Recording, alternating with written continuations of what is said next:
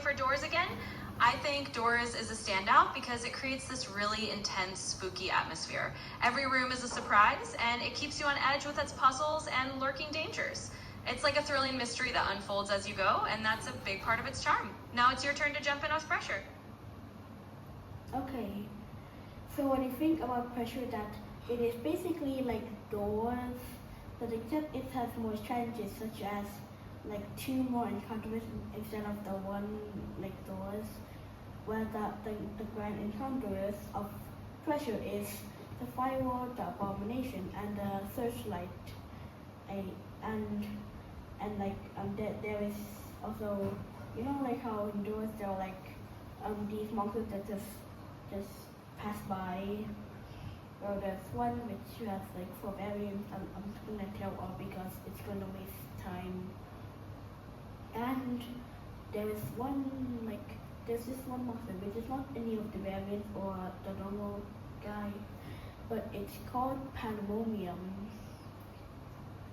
What it basically does that when it's passing through, it can tell when you're in a locker, and you must do this mini game. You must put the start in the circle, and sometimes like it will like move the dot so that you must put it back where it is, and yeah, that's what I think about pressure.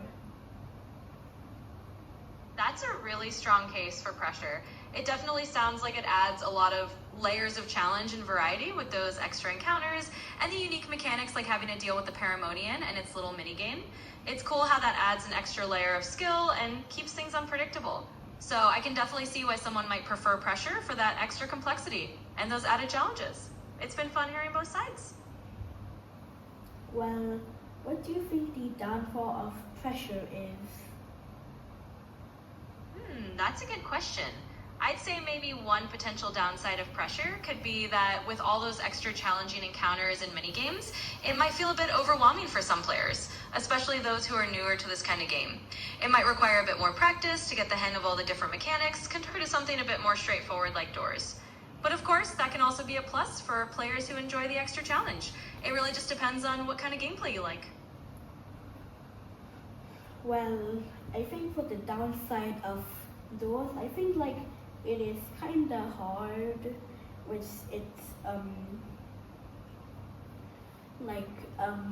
it's like rush, ambush, seek, and many more like the figure, seek, and glitch. But pressure has a more like better experience because there are more entities and more features. But pressure is basically like doors, but a bit harder and more creative. And doors, like there are many things like from the outdoors, thingy.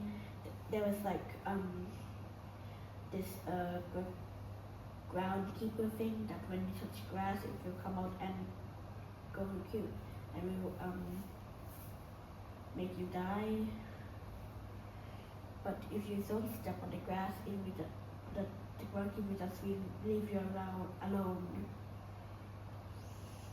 But there is this thing. It's called a mandrake. It reminds me of that thing from Garden, but so you must like when it's like on you, you must put it back where like you just go where the hole is and just put it there. But when the groundkeeper is not angry at you, he will just go to the magic and just kill it. So it's pretty hard. Doors is hard, but it's still fun because so that's what I think about the downside of doors.